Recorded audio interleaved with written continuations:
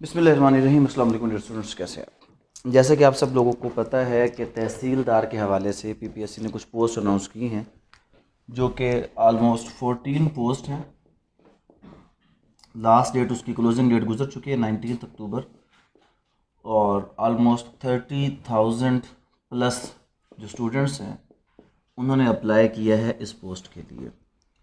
BPS 16 की ये post है, और अगर ये कहा जाए कि किसी भी तहसील में सबसे पावरफुल पोस्ट 16 ग्रेड के हवाले से, अगर पाकिस्तान में कोई 16 ग्रेड की जो सबसे पावरफुल पोस्ट है वो कौन सी है, वो आपकी तहसीलदार की पोस्ट है। अक्सर लोग पूछ रहे हैं कि सर इतने ज़्यादा लोगों ने अप्लाई कैसे कर दिया, क्यों कर दिया। उसके 2 से 3 रीज़न हैं। पहला रीज़न, जो इसकी रिक्वायर्ड क्वालिफ़िकेशन है वो इंतहाई मिनिमम क्वालिफ़िकेशन है, जो सिर्फ बैचलर डिग्री है आपकी। हर वो शख्स जिसने सेकंड क्लास में कोई भी बैचलर डिग्री की है वो इसके लिए एलिजिबल। और फिर एज रिलैक्सेशन, जो कि मेल और फीमेल दोनों के लिए 5 साल और 8 साल की जो एज रिलैक्सेशन है, उसकी वजह से काफ़ी वो लोग जो सीएसएस पास नहीं कर सके वो इसमें फॉल करेगा बेसिकली। इनफैक्ट ये जो कंपटीशन होता है इसमें जो ज़्यादातर लोग पास होते हैं वो होते ही कौन से हैं, वो लोग होते हैं कि जो 30 ईयर्स तक अपनी पूरी कोशिश करते रहे कि किसी भी तरीके से वो सीएसएस के एग्ज़ाम क्लियर करें। 3 अटैम्प्ट पूरी हो चुकी, उसके बाद सीएसएस का ऑप्शन उनका क्या हो चुका है, ख़त्म। तो सीएसएस के बाद जो सबसे टॉप पोस्ट है जो आपको कहीं पर भी लेकर जा सकती है वो कौन सी है, वो आपकी तहसीलदार की पोस्ट। उसका रीज़न आपको पता होगा कि 10 से 12 साल के बाद कोई भी जो तहसीलदार है वो प्रमोट होकर क्या बन जाएगा, असिस्टेंट कमिश्नर। और फिर आगे एक सीक्वेंस के साथ चलते चलते एडीसी, डीसी, उसके बाद एडिशनल कमिश्नर, और फिर उसके बाद कमिश्नर और बोर्ड ऑफ रेवेन्यू के मेंबर तक। जनरली आप अगर जाएं बोर्ड ऑफ रेवेन्यू में तो जो आपको maximum members board of revenue नज़र आएंगे वो सारे होंगे तहसीलदार जो अपॉइंट हुए होंगे, और 16 ग्रेड से प्रमोट होते होते मेंबर बोर्ड ऑफ रेवेन्यू तक ये लोग वहाँ पर जाते हैं। तो आपका जो सीएसपी है नॉर्मली वो असिस्टेंट कमिश्नर 17 ग्रेड पे आता है।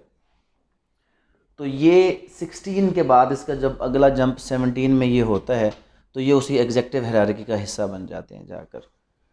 लेकिन एक और भी चीज़ जो प्रैक्टिकली देखने में आई है, बहुत से ऐसे लोग जो तहसीलदार बन जाते हैं वो तहसीलदार रहना ही पसंद करते हैं, क्योंकि जो तहसीलदार के इख्तियारात होते हैं वो तहसील में किसी और के पास, इवन जो ऊपर वाली हायरार्की होती है वो कोई उस एडमिनिस्ट्रेटिव फंक्शनरी का हिस्सा नहीं होते। कोई जुडिशल फंक्शन परफॉर्म कर रहे होते हैं, कोई एग्जेक्टिव फंक्शन परफॉर्म कर रहे होते हैं। प्रैक्टिकली इंतकालात, रजिस्ट्रीज़ और इस तरह के तमाम जो मामलात हैं वो सारे के सारे किसके हाथ में होते हैं, तहसीलदार के हाथ में होते हैं। तो इसमें कंपटीशन सख्त इस वजह से होगा कि वो सारे लोग जो सीएसएस की अपनी अटैम्प्ट देकर उधर से मायूस हो गए, 3 अटैम्प्ट उनकी क्लियर हो गई। डेफिनेटली जिसने 3 अटैम्प्ट दी होगी, हो सकता है कोई किसी सिंगल पेपर में रहा। आमतौर पर यही होता है कि वो लोग किसी इंग्लिश के पेपर में या कोई इस तरह करके उसमें रहे होते हैं, बाकी वो बड़े अच्छे तरीके से तैयार होकर आए होते हैं। तो फिर उन लोगों पे एक चीज़ जो फ़र्क बनाएगी, और अगर कोई बंदा उसकी तरफ तवज्जो दे ले तो बड़े आराम के साथ इसकी, क्योंकि जो पासिंग परसेंटेज है वो नॉर्मल ही है, एग्रीगेट 50% मांगते हैं। इसमें जो चीज़ आपको आगे लेकर जा सकती है, पर्टिकुलरली वो लोग जो थोड़ा सा लॉ का बैकग्राउंड रखते हैं, वो है आपका रेवेन्यू लॉ का पेपर। 100 मार्क्स का पेपर है। जो जनरल स्टडी वाले लोग हैं वो इस 100 मार्क के रेवेन्यू लॉ के पेपर में हमेशा क्या करते हैं, वो लेग बिहाइंड करते हैं। उनको इतना अंदाज़ा नहीं होता। कुछ टेक्निकल जो क्वेश्चंस हैं इस किस्म के होते हैं कि जो लॉ का बैकग्राउंड होगा वो आराम से कर लेगा, लेकिन उन लोगों को आपके ऊपर जो एज होगा, जो सीएसएस वगैरह से आएंगे, वो इसके बाकी जो पेपर्स, ख़ास तौर पर जो इसका जीके का पेपर है, या फर्दर उर्दू में तो इतना ज़्यादा नहीं है बट इंग्लिश, ये 2 जो पेपर हैं इसमें इन लोगों को एज हासिल होगा, और जो रेवेन्यू का होगा उसमें लॉ वाले लोगों को एज हासिल होगा। लेकिन एक चीज़ क्लियर कर लें, 30,000 प्लस लोग इसमें, नो डाउट ये है कि बहुत से नॉन सीरियस लोग होंगे, लेकिन फिर भी इसमें थाउजेंड्स ऑफ स्टूडेंट्स वो होंगे जो सीएसएस के लेफ़्ट ओवर्स होंगे, और वो बड़े स्ट्रॉन्ग कैंडिडेट के तौर पे यहाँ पे compete करने के लिए आएंगे। और इसमें एक हमेशा जब भी तहसीलदार का पेपर होता है उसमें जो ओवरऑल आप अगर देखेंगे तो बहुत टफ कंपटीशन होता है। पोस्ट थोड़ी होती हैं, एस्पिरेंट ज़्यादा होते हैं, और उसमें मैंने आपको वही बताया कि वो एस्पिरेंट्स जो CSS से रहे होते हैं वो उनके पास अब अगली जो एग्जेक्टिव साइड पर जाने का जो रास्ता है वो सिर्फ एक ही होता है। तो वो इस दरवाज़े के लिए अपनी पूरी कोशिश करते हैं कि किसी भी तरीके से इसको पास करें और आगे चले जाएं।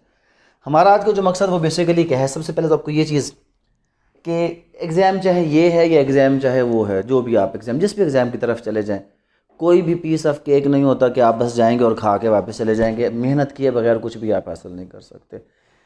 एक छोटी सी चीज़ इस एग्ज़ाम से हट कर मैं आपको एक मशवरा दे दूं, जो लोग लॉ की फील्ड के साथ ताल्लुक़ रखते हैं वो भी, और जो लोग लॉ के साथ ताल्लुक़ नहीं रखते बट उनकी ज़िंदगी की ख्वाहिश है कि वो कोई गवर्नमेंट जॉब सिक्योर करें, तो उन लोगों को मैं एक छोटा सा मशवरा दे देता हूँ।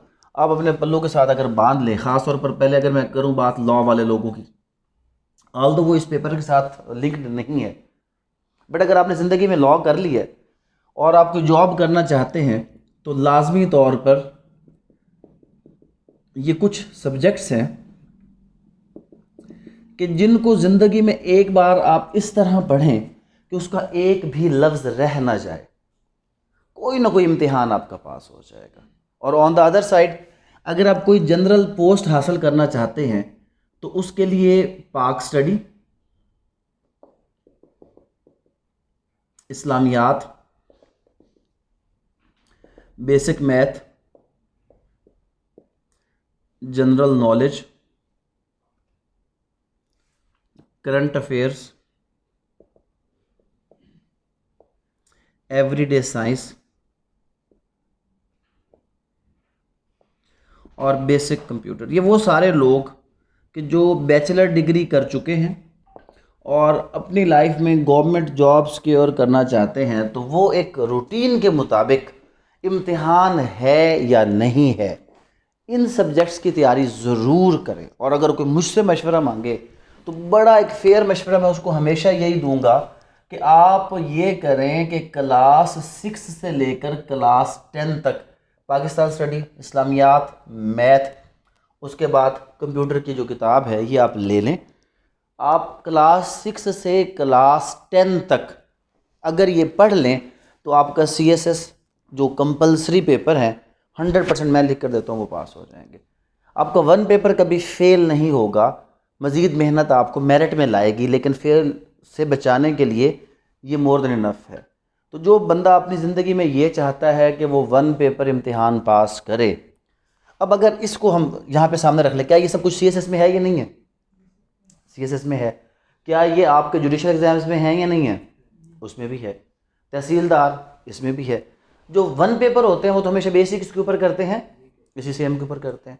तो ये वो सब्जेक्ट्स हैं कि जो लोग अपनी ज़िंदगी में चाहते हैं कि वो कोई गवर्नमेंट जॉब सिक्योर करें, तो वो सबसे पहले एक अपनी आदत बना लें, 1 से 2 घंटे किताब के साथ अपनी दोस्ती लगा लें आप लोग, और एक कोई इंटरनेशनल न्यूज़ चैनल जिस पे अच्छी और अथेंटिक खबरें, और एक पाकिस्तान वाला, और आपके 2 रजिस्टर होने चाहिए, एक अफेयर्स ऑफ पाकिस्तान, करंट इसलिए नहीं कहूँगा क्योंकि करंट अफेयर होता है 2 से 3 महीने के, बट आपके पास 2-3 साल का नॉलेज होना चाहिए। वो जो आपका सिंपल सी मैं आपको बात बताऊं कि जो करंट अफेयर्स पुराने होते हैं वो जनरल नॉलेज बन जाते हैं। कोई जनरल नॉलेज अलग तो नहीं है। जो करंट अफेयर क्या होता है आपका ओल्ड हो वही आपका क्या कहलाता है, जनरल नॉलेज। तो अक्सर मैंने लोगों को देखा है कि 11वीं 12वीं 15वीं अटैम्प्ट, आप लोगों में भी कुछ ऐसे लोग बैठे होंगे जो 3-3 4-4 अटैम्प्ट अभी तक दे चुके होंगे, और उसमें स्टिल वो आगे वर्किंग में होंगे कि जनाब कोई हमें अच्छी पोस्ट मिले और हम उसके हवाले से कोई काम कर लें।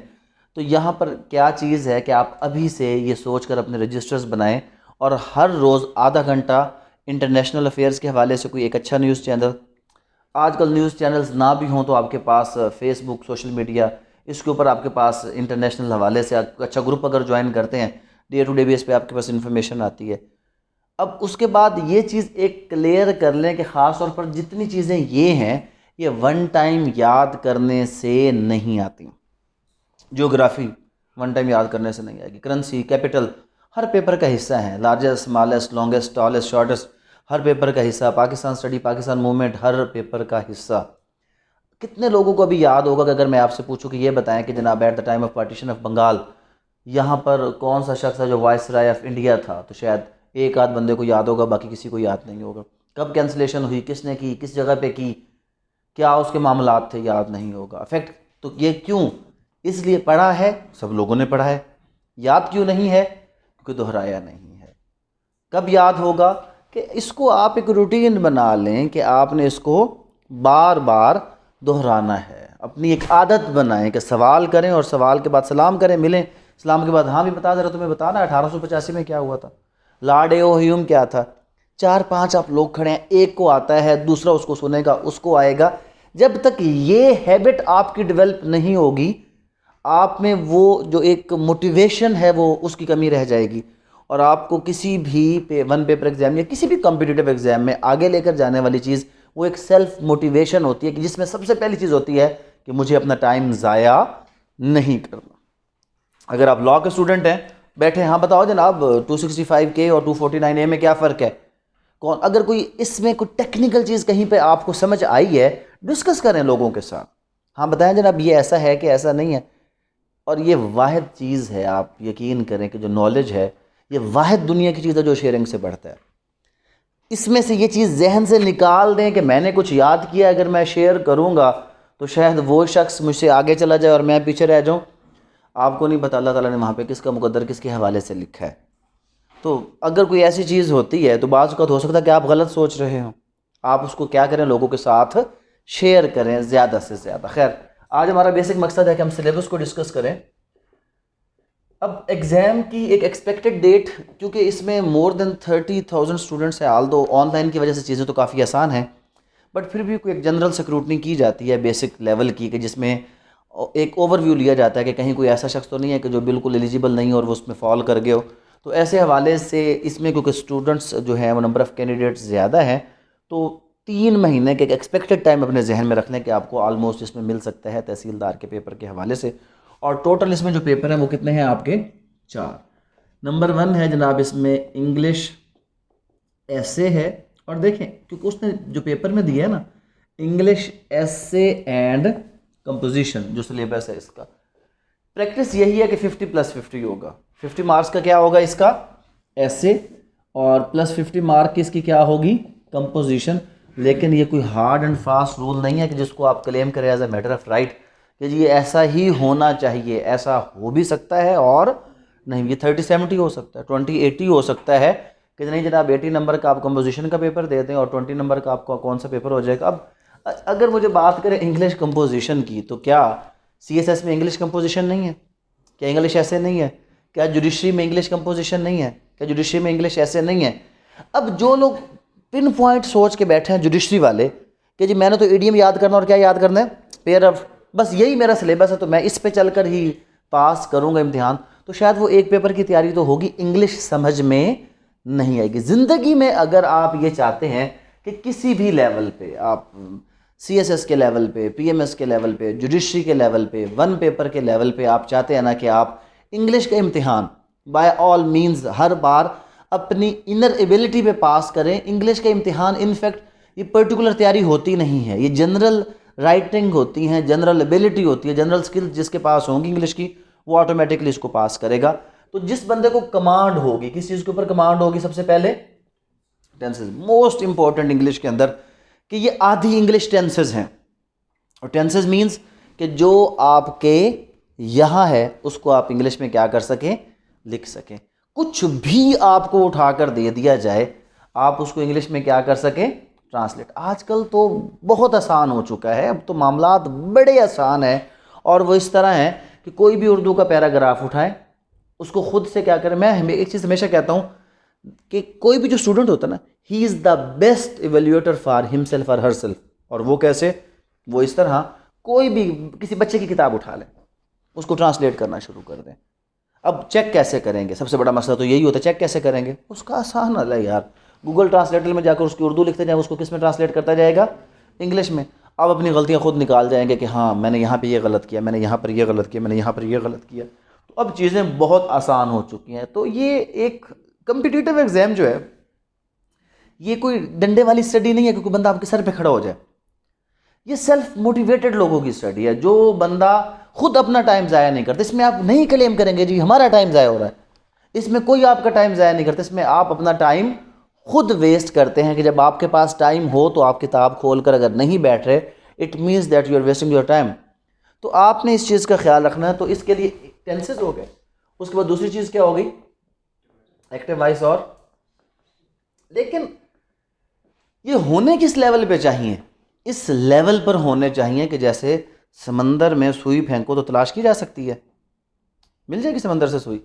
इतना अच्छा आपका टेंस, ग्रामर और इसके ऊपर कमांड हो कि जिस तरह समंदर से सुई तलाश करना मुश्किल है, आपकी इंग्लिश लिखी हो तो उसमें से गलती तलाश करना इतना ही। ख़ास तौर पर जो बेसिक गलती जो फ़ौरन पकड़ी जाती है, कौन से वाली, कॉमन नाउन की गलती, प्रॉपर नाउन की गलती, सेंटेंस केस की गलती, उसके बाद आपकी जो बेसिक फॉर्म ऑफ वर्ब है उसकी गलती, सेंटेंस स्ट्रक्चर की गलती, ये अनएक्सेप्टेबल चीज़ें हैं। कम्पिटिटिव लेवल पर ये चीज़ मानी जाती ही नहीं है। उसके बाद क्या होगा आपका डायरेक्ट एंड इनडायरेक्ट।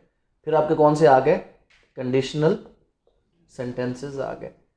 उसके बाद इसमें जो आपके पास नेक्स्ट चीज़ आती है वन वर्ड सब्स्टिट्यूशन। तहसीलदार के पेपर में तो पर्टिकुलरली वन वर्ड सब्स्टिट्यूशन का एक बाकायदा वो हिस्सा है, लेकिन प्रेसी वन वर्ड सब्स्टिट्यूशन के बगैर होती नहीं है। उसके बाद जो ये टेंसेस है इसमें खूबसूरती कौन सी चीज़ लेकर आती है, वो लेकर आती है आपकी इडियम्स, वो खूबसूरती लेकर आते हैं। आपका सही या गलत होना, आपकी वोकेबलरी इज़ व्हाट, आपकी वोकेबलरी है पेयर्स ऑफ वर्ड्स, ये आपकी वोकेबलरी है जनाब। यहाँ से आप करेक्ट वर्ड यूज़ करना सीखेंगे। अगर आपके पास पेयर ऑफ वर्ड की वोकेबलरी होगी तो आपको पता होगा आपने कौन सा लफ्ज़ लिखना है, कौन सा लफ्ज़। तो ये वो चीज़ें हैं कि जो कॉमनली बैठे हैं। हाँ बताना ज़रा फेयर और फेयर में क्या फ़र्क है जनाब। अभी FAIR फेयर कौन सा, FARE फेयर कौन सा है। हेयर में चले जाएँ तो HEIR, HERE, HAIR, HARE, आपस में बैठे हुए डिस्कस करेंगे, ये बताना ज़रा इसमें क्या चीज़ है क्या चीज़ नहीं है। तो ये चीज़ जब तक आप लोगों में नहीं आएगी तब तक जो है आप ये मत सोचें कि ये आपका इम्तिहान इस तरह कोई, क्योंकि ये कुछ सिलेबस अगर होता ना, किताब दी होती, जैसे वो MD कैट हो गया, 5000 MCQs की किताब आ गई है, कि पेपर किस में से आना है, उसी में से आना है। तो बंदा डंडा लेके खड़ा हो जाता है जो 100 MCQs रोज़ाना का रट्टा लगाना है, ताकि 50 दिनों के बाद क्या हो गया, आपके 5000 MCQs पक्के भाग गए। उसमें तो कोई सिलेबस है ही नहीं, ये तो इतना वास्ट है जहाँ से उसका दिल चाहे। क्या कोई लिमिटेड वोकेबलरी है इसकी, कि कहीं पे वोकेबलरी लिमिटेड हो? क्या कोई एसेस की तादाद हो कि बस यहाँ से आएगा? जनरल नॉलेज में क्या कोई डिफाइंड हो कि बस यहाँ से आएगा? वो ये तो समंदर है। तो इसको कौन आगे लेकर चलेगा? जो तैयारी भी उसी तरह करेगा। ये एक सिंगल बुक की, सिंगल टीचर की, सिंगल क्लास की ये तैयारी नहीं है। और ये ऐसी तैयारी कि जिसमें आप जितना ज़्यादा एफर्ट करते जाएंगे उतनी ही ज़्यादा आपकी क्या आती जाएगी, बेहतरी आती जाएगी।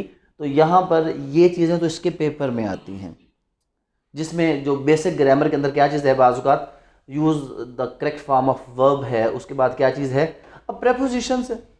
जब तक आप बार बार इस्तेमाल ना करें आपको प्रेपोजिशंस नहीं आएंगी, आपको वर्ब का जो प्रॉपर इस्तेमाल है वो नहीं आएगा, क्योंकि इसमें डू एज डायरेक्टेड के काफ़ी सवाल हैं। अब सिनोनिम और एंटोनिम जो आते हैं उसमें पेयर ऑफ वर्ड्स आपकी बहुत बड़ी वोकेबलरी के तौर पर आपके सामने आते हैं, लेकिन ये सिनोनिम एंटोनिम याद करने वाली चीज़ नहीं है। ये कौन सी चीज़ है कि ये रीडिंग के साथ अगर कोई लफ्ज़ आपको ऐसा नज़र आए जिसका मतलब नहीं पता, तो जब तक उसका मतलब क्लियर ना करें आप आगे मत बढ़ें। ये आपकी वोकेबलरी जनरल पढ़ने से नहीं होती। वोकेबलरी हमेशा स्पेसिफिक पढ़ते हुए जो चीज़ सामने है उसका एक एक लफ्ज़ एक एक मतलब करने से वोकेबलरी बिल्ड होती है। सिर्फ आपको समझाने के लिए अगर मैं इसका एक पास्ट पेपर डिस्कस कर दूं, लेकिन ये कोई डेफिनेट नहीं है कि ऐसा ही पेपर होगा, बट इस तरह का हो सकता है, क्योंकि लास्ट जो 2021 वाला पेपर है वो रूटीन से थोड़ा सा हट के आया हुआ है। तो जनरल जो इसका पेपर होता है 50 मार्क्स के एक ऐसे होगा, और ऐसे में कोई 5 टॉपिक ऐसे हैं जो बड़े मल्टी किस्म के टॉपिक हैं, जिसमें से कोई मिल मिलाकर 150 ऐसे बनता है उन 5 टॉपिक से। तो हमारा फोकस वही होगा कि हम वो 5 ऐसे कर लें। उसके बाद आपको ये सिखा दें कि उसके पैराग्राफ्स को एज इट इज़ आप किसी भी ऐसे में एडजस्ट किस तरह करें। जैसे यहाँ पे पहले ऐसे है, use of information technology for revenue collection. अब उसने स्पेसिफिक क्या कर दिया, फॉर रेवेन्यू कलेक्शन। कोई बंदा मुझे बता सकता है अगर आप इस कैसे लिखेंगे तो कैसे लिखेंगे? जी ज़हीर साहब। Use of information technology for revenue collection.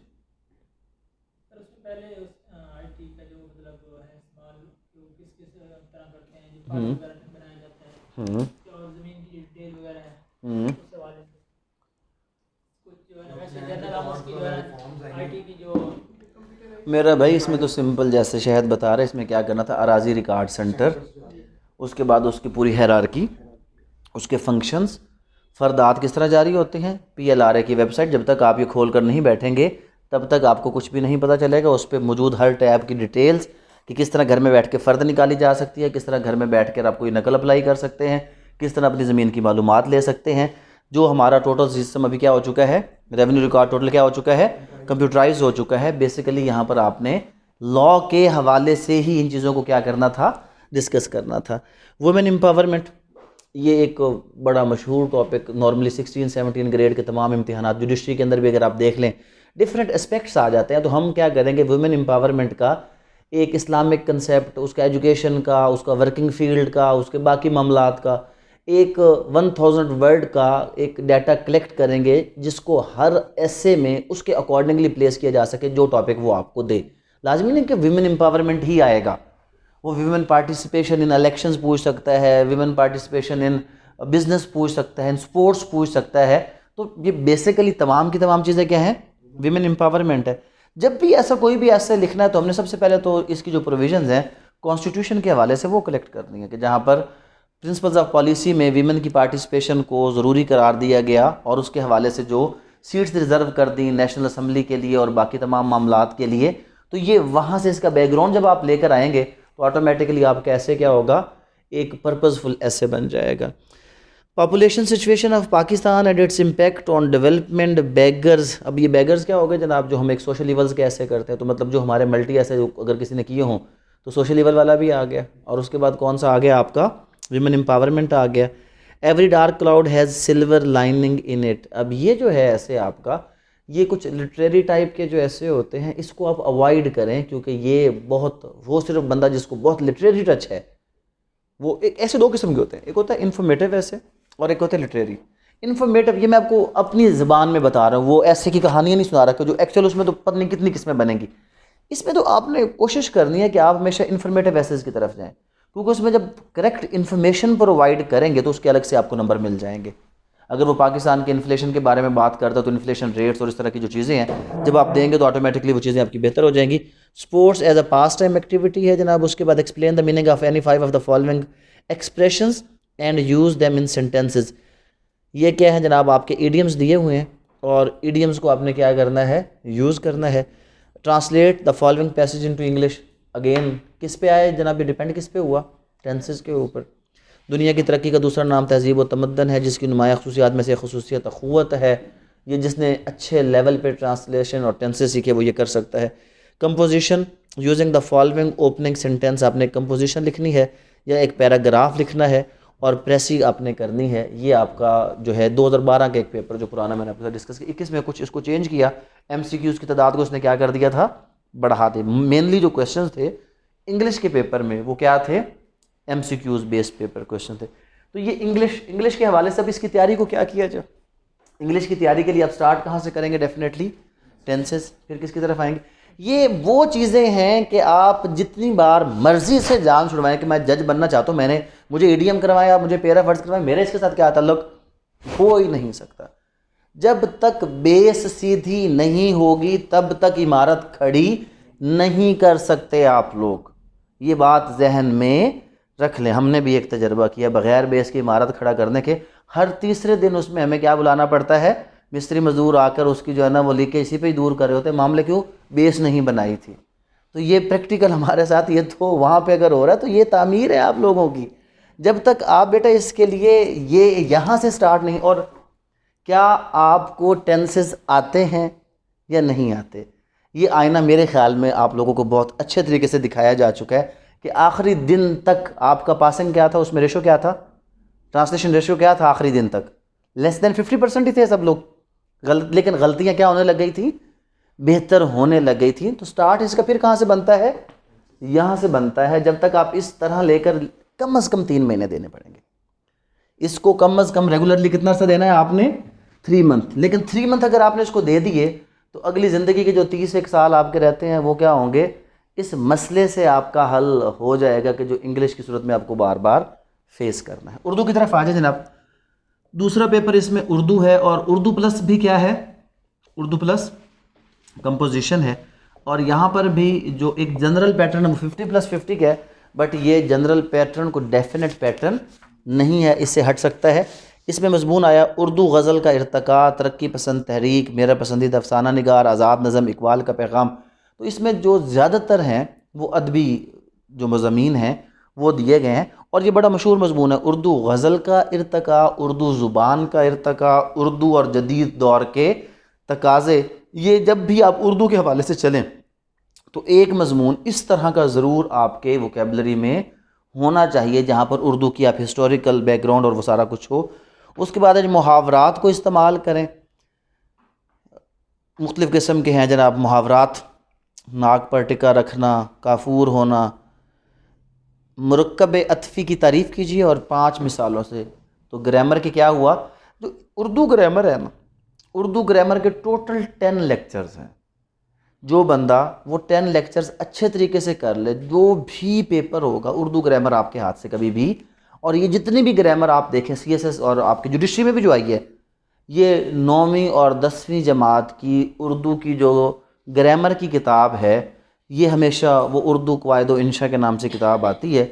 जब भी आप ये सवाल देखेंगे वो हमेशा किस किताब से मिलेंगे। तो एक चीज़ फिर मैं क्लियर करूं कि अगर वो लोग जो, क्योंकि जो थोड़े से आगे जा चुके हैं उनके लिए तो शायद मुश्किल हो, लेकिन जो 30 से थोड़ा सा नीचे नीचे बैठे हैं और वो चाहते हैं तो वो 3 महीने इस पे लगा लें। क्लास 6 से लेकर क्लास 10 तक एक एक हफ़्ता करके आप क्या करें, हर क्लास का जो सिलेबस है जब आप वो पढ़ेंगे तो ब्रिक बाय ब्रिक आप ऊपर जब आएंगे ना, आपके लिए ये साइंस और ये सारी चीज़ें इतनी, अभी एवरीडे साइंस है क्या, अगर थोड़ा सा अगर वैसे जहन पे जोर ना भी दें तो आज घर चले जाएं अपने। छोटे बहन भाई हैं आप लोगों के, छोटे बहन भाई होंगे, बच्चे होंगे, भाइयों के बच्चे होंगे, मुख्तलिफ़ क्लासेस में पढ़ते होंगे, उनकी किताबें उठा लें। ये पंखा क्या है, ये एयर कंडीशनर क्या है, ये फ्रिज कैसे काम करता है, ये मोटर कैसे काम करती है, ये बादल, ये आसमान, each and everything relating to the everyday science आपको किताब के अंदर मिल जाएगी। हर चीज़ वहाँ पे लिखी। जियोग्राफी जो आज तक हमारे सर के ऊपर से जाती है और हर पेपर में बाकायदा जियोग्राफी के क्वेश्चन होते हैं। आप पाकिस्तान स्टडी की किताब और उसके बाद डिफरेंट और किताबें देखेंगे तो वहाँ पे आपको क्या मिल जाएगी जनाब, जियोग्राफी आपको लाजमी तौर पर। कंप्यूटर के बेसिक जो आज हम सर खपा खपा के थक जाते हैं, वहाँ से समझना आसान क्यों हो जाएगा, इसलिए हो जाएगा कि वो सब कुछ किस में है, एक सीक्वेंस में है। जब आपने पहले बेस पढ़ी होगी तो अगला स्टेप क्या हो जाएगा, ऑटोमेटिकली आपके लिए आसान हो जाएगा। जब तक इस और मैथ, अब ये अक्सर हम सुनते हैं जी मैथ के तो 5 नंबर हैं। मैथ के कितने नंबर होते हैं नॉर्मली, 1 पेपर में 5 या 10 नंबर, इससे ज़्यादा इसके नंबर नहीं होते। बस इस तरह बात स्टॉप हो जाती है। और नहीं भाई, मैथ ही सब कुछ है। हम में से हर शख्स को एक अपने साथ शिकायत होगी कि जी भूल बड़ी जल्दी जाते हैं, चीज़ें याद नहीं रहती, समझ नहीं आता, याद कैसे करें। देखिए हर चीज़, एक सादे सी बात मैं आपको बताऊँ, मैं जिस हालत में हूँ, मुझे सीढ़ियाँ उतरने दे, या जब मैं क्लास में आता हूँ सीढ़ियाँ चढ़ के क्या होता है, फ़ौरन क्लास स्टार्ट हो तो क्या होता है, 5 मिनट पहले मैं अपना क्या करता हूँ, सांस बराबर करता हूँ, क्योंकि कभी चले जो नहीं पैदल, सांस बराबर। लेकिन अगर मैं इसको रूटीन बना लूँ तो क्या होगा, प्रैक्टिस होगी, स्टेमिना क्या हो जाएगा बिल्ड। तो जितनी ज़्यादा हम एक्सरसाइज करते जाएंगे उतना ज़्यादा हमारी बॉडी क्या करती है, स्टेमिना उसका डेवलप होता है ना। कोई भी काम आप जब करना शुरू करते हैं जिसमें जितनी ज़्यादा उसमें आप महारत हासिल करते जाएँ उतना ही आप बेहतर। तो यही चीज़ आपके दिमाग की, और दिमाग को शार्प करने वाली चीज़, दिमाग के बंद खुलियों को खोलने वाली चीज़, और इसकी जैसे मोबाइल है ना, मोबाइल की कैपेसिटी है ना वो पैसे देने से आती है, दिमाग की कैपेसिटी मैथ के क्वेश्चन हल करने से बढ़ती है। जितना ज़्यादा मैथ का ज़ोर इस दिमाग पे आएगा, और एक चीज़ अगर कभी आप नोट करें, आप तजर्बा कर लें, आपके कंटेक्ट बुक में वो बच्चे होंगे कि जिनके साथ आपने मैट्रिक FA BA किया होगा। FA BA तो चीज़ें चेंज होती हैं, मैट्रिक वाले बच्चे दोबारा जाकर देखें कि जो मैथ में अच्छे थे 9500 वाला, कोई वो आपको बच्चा ज़िंदगी में नाकाम नज़र नहीं आएगा। शायद ही कोई ऐसा बच्चा होगा कि जो मैथ में 90+ वाला हो और वो आपको नाकाम। और अगर आप अपने मार्क शीट उठाकर देखें और अपनी कामयाबी उठाकर देखें तो आपको बड़ा फ़र्क नज़र आएगा कि मैथ में 60-70 वाले नंबर होंगे। ये बहुत वजह क्या है, क्योंकि मैथ एक ऐसी चीज़ है जो आपके जहन, जितना ज़्यादा जो शख्स मैथ करेगा उतनी ज़्यादा उसकी जो एनालिटिकल एबिलिटी है वो ऑटोमेटिकली क्या होती है, बढ़ती है। दिमाग पे प्रेशर पड़ता है और उस प्रेशर की वजह से जो आपकी वर्किंग कैपेबिलिटी दिमाग की है, जो दिमाग का स्टेमिना वो क्या होता है, बढ़ता है, और उसकी मेमोरी क्या होती है फिर इंक्रीज़ होना शुरू हो जाती है।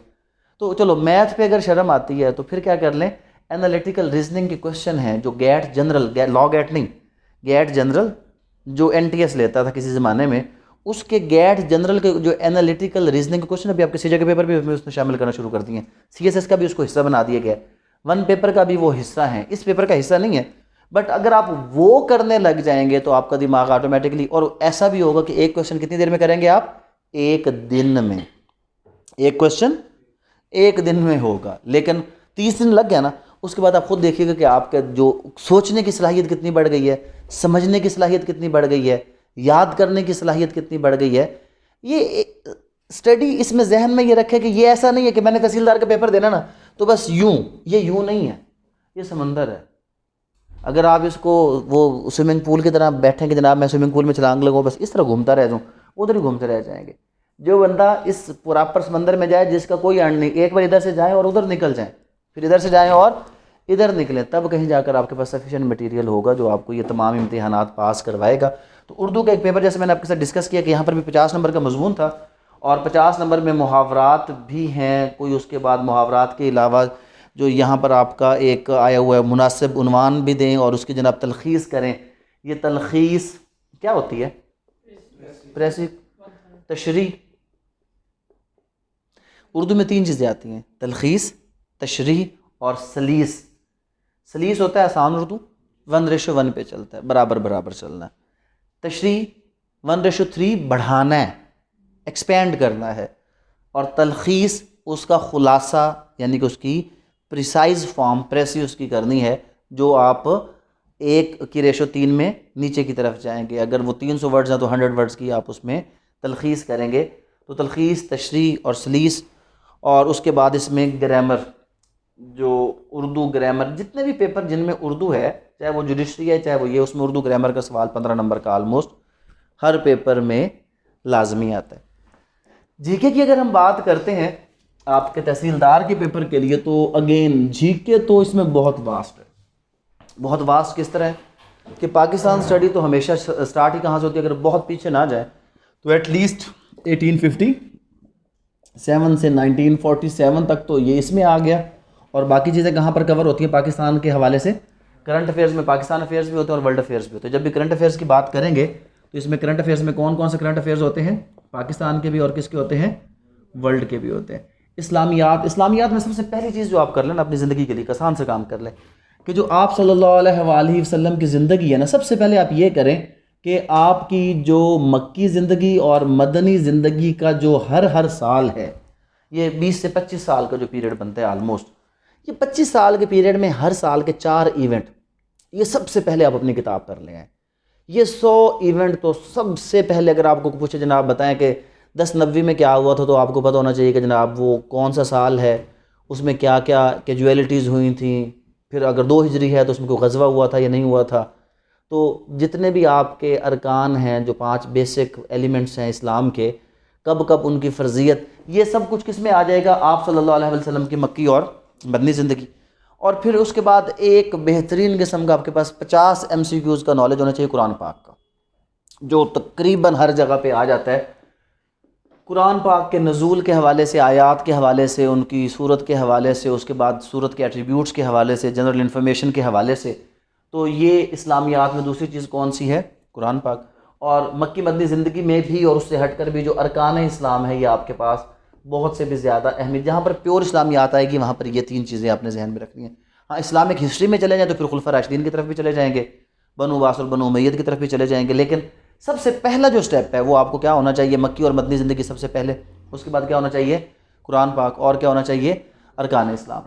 बेसिक मैथ, बेसिक मैथ में आप अगर ज़्यादा एडवांस ना जाएँ तो 6th 7th 8th की किताब, जिसमें नॉर्मली जो ज़रूर सवाल आते हैं वो कौन से आते हैं? हर जगह पे परसेंटेज है। उसके अलावा कौन से आते हैं? एवरेज और बेसिक अलजबरा। ये सवालात वो हैं जो आपके हर जगह पर बेसिक मैथ के हवाले से, ये अगर पेपर में नहीं भी आ रहे तो इनका रोल एंड टास्क इतना होता है कि आप वैसे ही करें शौक़ से।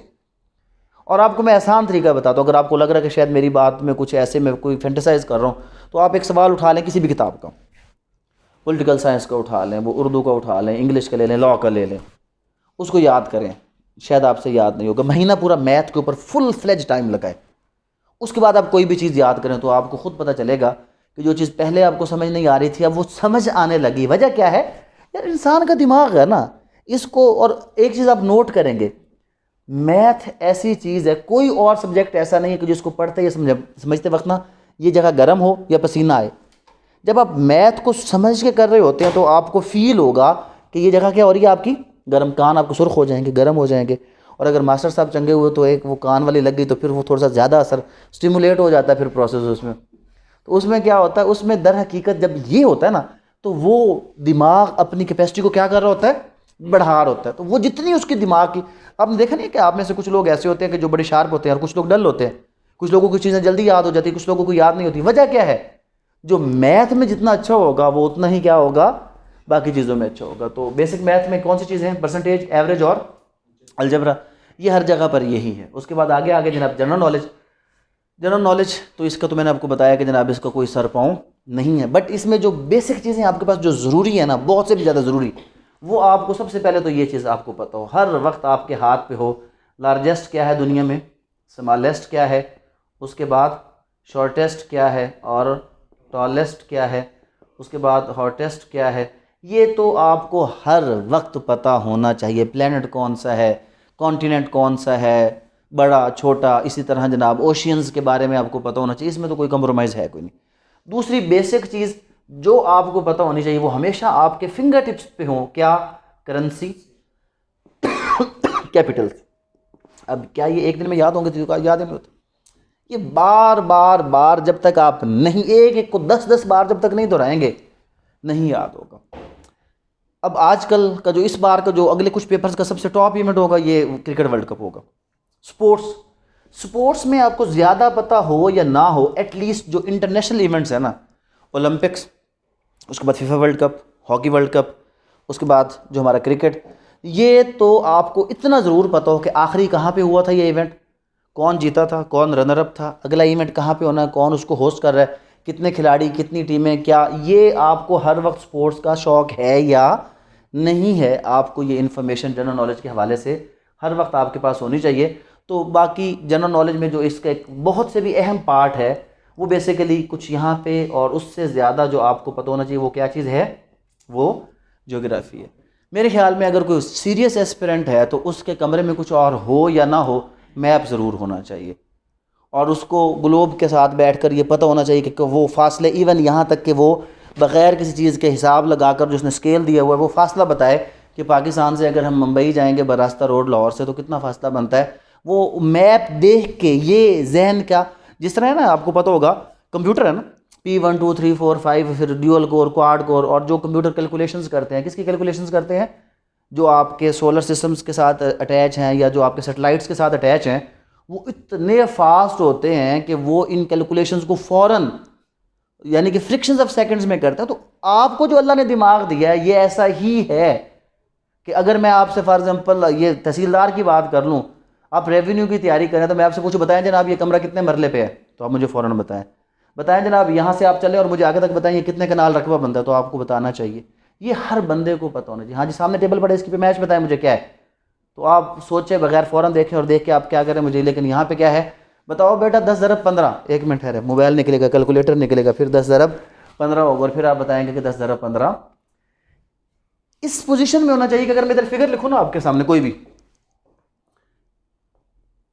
मल्टीप्लाई करें, तो आप कैलकुलेटर के बगैर इसको मल्टीप्लाई कर सकें। और क्या ये इम्पॉसिबल है? ये पॉसिबल, जब आपको पढ़ाऊंगा मैं आपको साथ करके दिखाऊंगा। ये सिर्फ क्या है, तो वही बता रहा हूँ कि ये आपको क्या होना चाहिए, हर वक्त आपको क्या होना चाहिए, इसके लिए तैयार होना चाहिए। तो ये जनरल नॉलेज के लिए आपने क्या करना है, geography, sports, currency, capital, largest, smallest, shortest, tallest, इसका डाटा।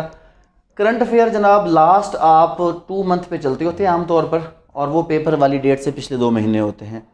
उसके बाद एवरीडे साइंस में तो ये आपके इर्द गिर्द राइट लेफ्ट हर वो चीज़ जो आपको नज़र आए आपको पता होनी चाहिए। पंखा कैसे चलता है, लाइट कैसे चलती है, फ्रिज, एसी, गर्मी सर्दी, मौसम की तब्दीली, उसके बाद दिन छोटा क्यों होता है, बड़ा क्यों होता है, हमें सर्दी महसूस क्यों होती है, नहीं होती, हर वो चीज़ जो आप जैसे जहाँ से गुजरते हैं आपको पता होना चाहिए। गाड़ी चला रहे हैं तो आपको पता हो कि हाइब्रिड है, पेट्रोल पे चलती है, सोलर है तो आपको ये पता होना चाहिए कि सोलर सिस्टम काम किस तरह करता है। हर वो चीज़ जो आपके रोज़ाना सुबह दोपहर शाम इस्तेमाल में, कभी गलती से खाना पकाया तो ज़्यादा गोश्त गल गया, नहीं गला, तो वजह पता होनी चाहिए कि आज क्यों गल गया और क्यों ये गोश्त नहीं गला। ये चीज़ें किस में आती हैं? ये है आपकी एवरीडे साइंस। बेसिक कंप्यूटर जो है ना, याद करने से ज़्यादा कंप्यूटर सामने रखें, खोलें, इसमें ज़्यादातर जो क्वेश्चंस आपके आते हैं ना वो बेसिकली एमएस वर्ड वगैरह के आएंगे, एमएस वर्ड के आएंगे, और उसके बाद पावर पॉइंट आएगा, एक्सेल आएगा, उसके बाद आईटी के रिलेटेड कुछ क्वेश्चंस होंगे। एटलीस्ट आपको ये पता होना चाहिए कि आपका मोबाइल कैसे काम करता है। अजाना जिसको कंप्लीट करते हैं। अच्छा तो जनाब क्या है इसमें कंप्यूटर के अंदर क्या है, कंप्यूटर खोल के बैठ जाए आप, एमएस वर्ड खोलें और हर टैब के ऊपर क्लिक करें और क्लिक करके लिखे हुए लफ्ज़ के ऊपर फ़र्क देखें। एक एक चीज़ जब इस तरह अपने हाथ से कर लेंगे तो जब आप फिर पास पेपर पढ़ेंगे तो उसमें सवाल क्या होगा कि ये बताएं जी कि कंट्रोल, इसको किसी भी वर्ड को बोल्ड करने के लिए कमांड क्या है, या वो कहाँ पे ऑप्शन मौजूद है। तो ये याद करने से नहीं होगा, जब आपने उसको अपने हाथ से क्या किया होगा, हर चीज़ को किया होगा, तो बड़े आराम के साथ आप ये चीज़ कर सकते हैं। तो इसमें जो ओवरऑल आपका ये सिलेबस है जीके के हवाले से, Pakistan study, Islamic study, general knowledge, current affair, geography, basic mathematics, English, everyday science, Urdu, इसमें जो उसने इजाफा कर दिया है वो इस पेपर में भी किस चीज़ का इजाफा है, उर्दू प्लस इंग्लिश। इंग्लिश की वन वर्ड सब्स्टिट्यूशन भी आ सकती है, डू एज डायरेक्टेड भी आ सकता है। इसी तरह उर्दू के हवाले से भी क्या दे सकता है वो कोई भी आपको ज़रबुल मिसल दे देगा और इंग्लिश में होगी और उसको कहेगा इसका उर्दू में इक्विवेलेंट क्या बनता है, उर्दू में देकर कहेगा इंग्लिश में इक्विवेलेंट इसका क्या बनता है। इस तरह का सवाल, ये आपका कौन सा पेपर हो गया, ये आपका हो गया जनरल नॉलेज का जिसका पेपर है। ये 3 पेपर, और चौथा पेपर इसका किस चीज़ का है, रेवेन्यू लॉज का। रेवेन्यू लॉज में सबसे जो प्राइमरी लॉ है वो है जनाब आप लोगों का पंजाब लैंड रेवेन्यू एक्ट 1967। और इसके पास पेपर के जितने क्वेश्चंस मैंने देखे हैं वो सारे के सारे क्या हैं, वो सारे के सारे बहुत ही क्लोज, यानी कि वो इंतहाई कंसेप्चुअल क्वेश्चन है जो रटेबाज बंदा नहीं कर सकता। इसके कुछ पिछले दिनों में हमने भी इसका वो क्वेश्चन बैंक बनाया था, तो पैस कैंपस के थ्रू मेरे ख्याल में वो भी उनको फॉरवर्ड कर दिया गया। तो उसमें क्या होगा, उसमें ये क्वेश्चंस और ज़्यादा क्या हो जाएंगे, टेक्निकल हो जाएंगे, जो आपके कौन से हैं, पंजाब लैंड रेवेन्यू एक्ट 1967 के साथ रिलेटेड है। फिर लैंड एक्विजिशन एक्ट और पंजाब टेनेंसी एक्ट। अब इसका एक चीज़ जहन में रखें, इनका तरीक़ाकार क्या है पढ़ने का, समझने का। क्या इसका ये तरीक़ाकार है कि जनाब आप एमसीक्यूज़ का रटा लगा लें? नहीं, आप इन लॉज को समझेंगे क्योंकि क्वेश्चंस जो है वो जनरल जो आपकी अंडरस्टैंडिंग है उसके ऊपर बेस करते हैं। तो आपसे क्या पूछा जाएगा, किसी भी रेवेन्यू अफसर के प्रॉपर फंक्शन के बारे में पूछा जाएगा, और उसमें से बहुत से क्वेश्चंस ऐसे हैं जो प्रैक्टिकल के साथ रिलेटेड हैं। तो एटलीस्ट आपने इसकी मज़ीद तैयारी के लिए क्या करना है कि एक बार आप सिर्फ तशरीफ़ ले जाएं, कहाँ पर, तहसीलदार साहब के ऑफिस में, इस पेपर की तैयारी के लिए। वहाँ पे जाकर देखें कि तहसीलदार फंक्शन कौन से परफॉर्म करता है, किस किस तरह वो काम करता है।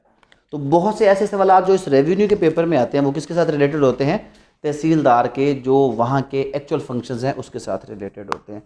तो ये ओवरऑल आपका इसका सिलेबस है तहसीलदार की पोस्ट के हवाले से। हमारा यहाँ पे क्या तरीक़ाकार होगा, एक चीज़ मैं हमेशा कहता हूँ, अभी भी मैंने आपको एक चीज़ बताने की कोशिश की है कि यार ये चीज़ जहन में रख लें कि ये जो तैयारी है ये वो नहीं है कि कोई बंदा आपके सर पे डंडा लेके खड़ा हो जाए। आपका ही फ़ायदा, आपका ही नुकसान। हमने आपको डिग्री कोई नहीं देनी, इसमें कौन कामयाब होगा जिसको खुद पता होगा। लेकिन हम उसके लिए क्या करेंगे कि इसके जो बेसिकली यहाँ पर हम डेली बेस पर 4 पीरियड्स रखेंगे, एक उर्दू का 30 मिनट्स का, एक इंग्लिश का वो भी 30 मिनट्स का, एक जीके का वो भी 30 मिनट्स का, और एक जो हमारा लॉ का सब्जेक्ट है। ये 4 के 4 30 मिनट्स के आपके जो होंगे वो पीरियड्स होंगे, और 1 आवर का इसमें डेली टेस्ट होगा बग़ैर किसी उसके, और उसके बाद इसमें वीकली पेपर होगा जो कि हर मंडे को होगा। रूल इसमें बहुत क्लियर होगा क्योंकि इसमें हम एक अच्छा रिज़ल्ट क्योंकि देना चाह रहे हैं, इसलिए हमने कोई इसमें पर मंथ ऑफर शफर कोई नहीं दी, एक लमसम ही हमने किया है ताकि उसमें हमें पता हो कि हमने पढ़ाना है और उसके बाद आप लोगों को पता हो कि आपने पढ़ना है।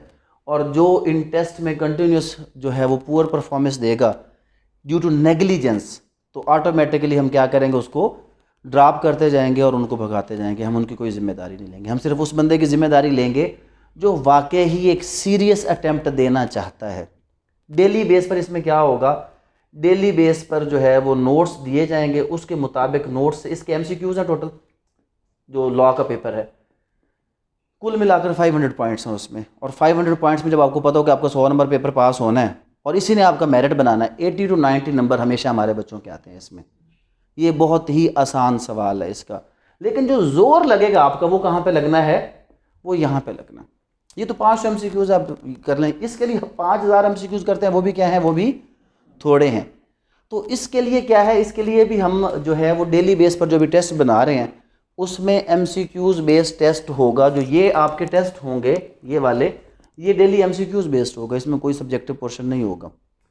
जो हमने पढ़ा होगा उसके हवाले से जो आपका रोज़ाना 1 घंटे का टेस्ट होगा, कुछ इसके MCQs कुछ इसके MCQs, और यहाँ पर ऐसे का थोड़ा सा पोर्शन उर्दू का और इंग्लिश का। तो ये पूरे का पूरा जो पैटर्न है वो 1-2 दिन में हम लोगों को दे देंगे। लेकिन इसमें यही सिंपल सी चीज़ के मुताबिक चलेंगे कि सिर्फ वो लोग जो वाकई ही इसकी सीरियस अटैम्प्ट देना चाहते हैं वो हमारे साथ चलेंगे, और जो उसमें यूं वाले हैं तो उनको हम क्या करते जाएंगे, साथ साथ ड्रॉप करते जाएंगे। इसके हवाले से अगर अभी आप लोग कुछ पूछना चाहते हैं तो पूछ लें, मंडे से हम इंशाल्लाह इसकी रेगुलर क्लास स्टार्ट करेंगे। जी।